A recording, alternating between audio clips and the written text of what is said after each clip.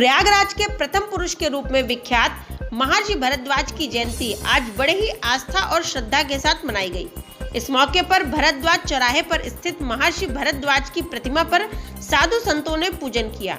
इसके बाद भव्य शोभा यात्रा महर्षि भरद्वाज की प्रतिमा से लेकर संगम तट तक निकाली गई। शोभा यात्रा का नगर भ्रमण भी कराया गया। शोभा यात्रा में श्री पंचायती अखाड़ा महानिर्वाणी के सचिव श्री महंत यमुनापुरी महाराज ने भी शिरकत की। उन्होंने बताया कि प्रभु श्री राम जब वन गमन के लिए अयोध्या से निकले थे तो पत्नी सीता और भाई लक्ष्मण के साथ महर्षि भरद्वाज के आश्रम पहुंचे थे। प्रभु श्री राम ने महर्षि भरद्वाज का आशीर्वाद लेकर वन गमन की आगे की यात्रा पूरी की थी। इसके बाद प्रभु श्री राम ने असुर साम्राज्य पर विजय प्राप्त की थी। उनके मुताबिक प्रयागराज विद्युत परिषद की ओर से पिछले कई वर्षों से महर्षि भरद्वाज की जयंती पर शोभा यात्रा निकाली जा रही है। इस वर्ष भी इस यात्रा का आयोजन संगम तट पर किया गया।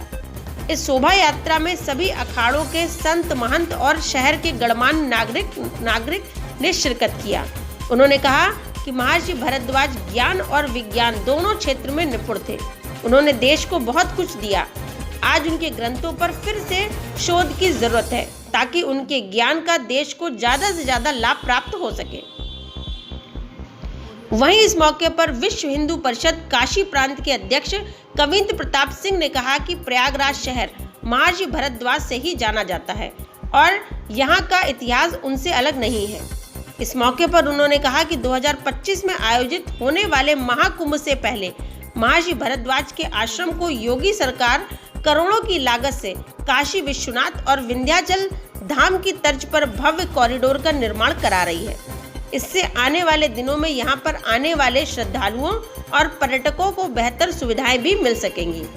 जन सरजू सलिल गए भूप दरबार। देखिए भारत की संस्कृति, चक्रवर्ती चूड़ामणि महाराज दशरथ जिनके लिए कहा गया कि सुरपति बसई बाहुबल जाके नरपति रह सकल रुख ताके। अगर बच्चों को सफल होना है तो महर्षि भरद्वाज का आशीर्वाद जरूरी है, ये ध्यान रखिएगा। यहाँ के प्रथम और सर्वमान्य गुरु हैं।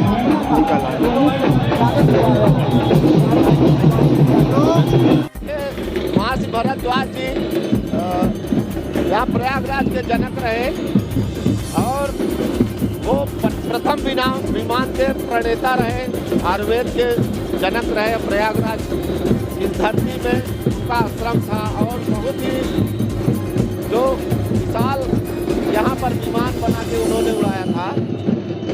और भरद्वाज जी की यात्रा में आज यह शोभा यात्रा प्रयागराज से निकालकर भरद्वाज आश्रम से संगम तट तक जाएगी और वहाँ आरती होगी। ये कार्यक्रम श्री सांडिल जानकी शरण दास महाराज से प्रार्थना करते हैं कि मंगल पूर्वक यात्रा। ये देखिए महर्षि भरद्वाज का ये आश्रम है और यहाँ पर हर वर्ष 30 जनवरी को महर्षि भरद्वाज आश्रम से एक यात्रा चलती है जो संगम तक चलती है। और ये नगर अगर प्रयाग जाना जाता है महर्षि भरद्वाज के कारण जाना जाता है। और पूरे प्रयाग की अगर का कोई इतिहास है, कोई अस्तित्व है तो वो महर्षि भरद्वाज से अलग नहीं है। और ये यात्रा 2018 से मुझे जहाँ तक याद है कि वीरेंद्र पाठक जी ने शुरू की और उनके सहयोग से आज ये यात्रा एक बड़े रूप में प्रतिवर्ष चल रही है और लोगों का उत्साह है। इसी बहाने लोग जानते हैं कि महर्षि भरद्वाज का प्रयाग से क्या रिश्ता था। नई पीढ़ी जानती है, नहीं तो लोगों को ये भूल रहा था कि महर्षि भरद्वाज भी कोई बात थे। कैसे उन्होंने आविष्कार किया है, वायुयान के बारे में बात की।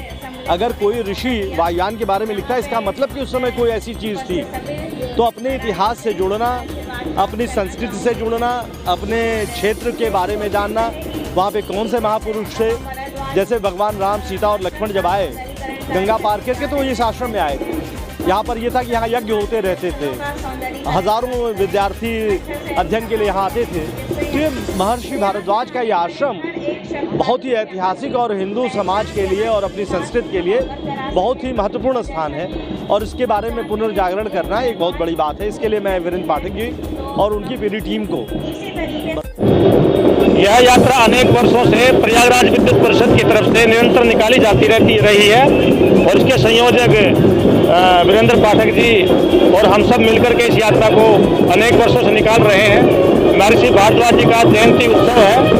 प्रयागराज के सभी गणमान्य व्यक्ति, सभी संभ्रांत नागरिक यहाँ आज उपस्थित होते हैं। यह यात्रा यहाँ से लेकर के और संगम तक जाती है। रास्ते में आलोकी देवी मंदिर आदि जितने धार्मिक स्थल पड़ते हैं उन सब पे इनका भव्य स्वागत होता है। और महर्षि भारद्वाज का नाम लिए बिना भारतीय ऋषियों का इतिहास अधूरा रहता है। महर्षि भारद्वाज जी भारत की ऋषि परंपरा में बहुत ऊंचे पद पे आरूढ़ एक महर्षि हैं, जिनका भगवान श्री राम ने भी आशीर्वाद प्राप्त किया वनगमन के समय। और जब रावण के ऊपर विजय प्राप्त करके आए तब भी आशीर्वाद प्राप्त करके पुनः वो अयोध्या में गए। तो ऐसे महर्षि को हम सतत नमन करते हैं।